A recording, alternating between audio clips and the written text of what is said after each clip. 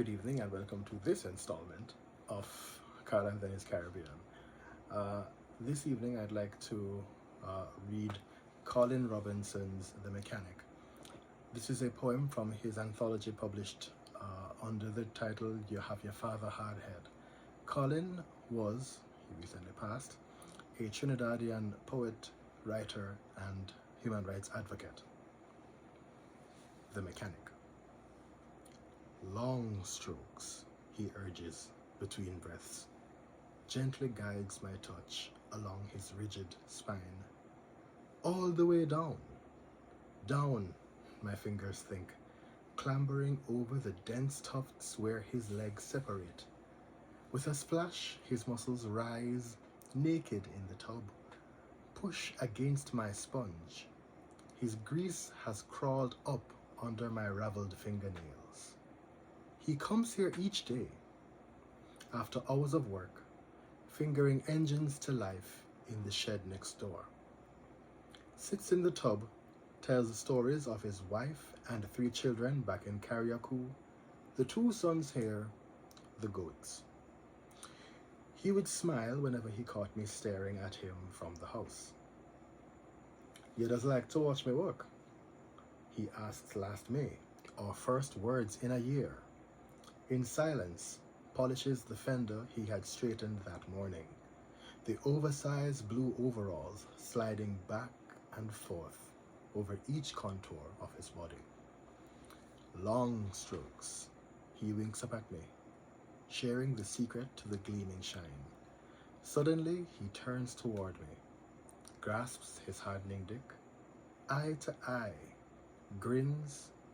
"You see, I need to pee real bad."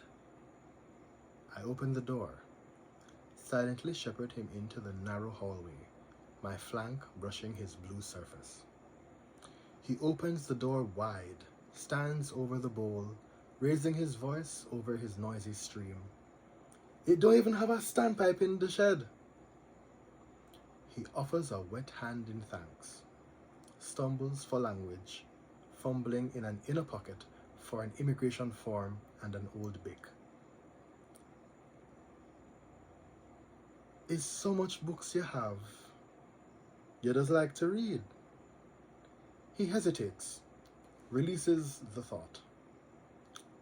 "You could help me write something?"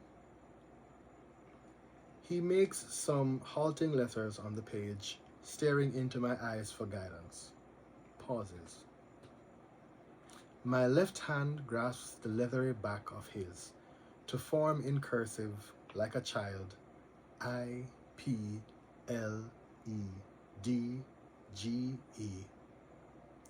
Long strokes, I smile up at him. "Tonight, come back and clean up. We can finish then. My betrothal, the rest is ritual." Every day he comes, just once, without knocking. I notice the sound of his frothing piss, the faucet running, the moan of his torso against the hot water, the scrub brush struggling through the coarse hair on his chest. Hearing me stir, he talks loudly, through the always ajar doorway. Some story about home, or people from home, here. I enter without knocking, to listen, sit on the unflushed bowl, lazily pick up the sponge. "Your back's still black." He shudders. Long strokes. Lies in the blackened water, eyes closed. Will not move, waiting, until I reach down below his waist. He rises with a splash, without words, dries, dresses, wraps his arms around me, calls me son, while his overgrown fingers stuff a dollar all the way into my front pocket, slips a quarter in my back, scraping his stubbled chin against my forehead. Pulling them out with sweaty palms, I protest. "Use it for soap," he insists, squeezing all the air out of me.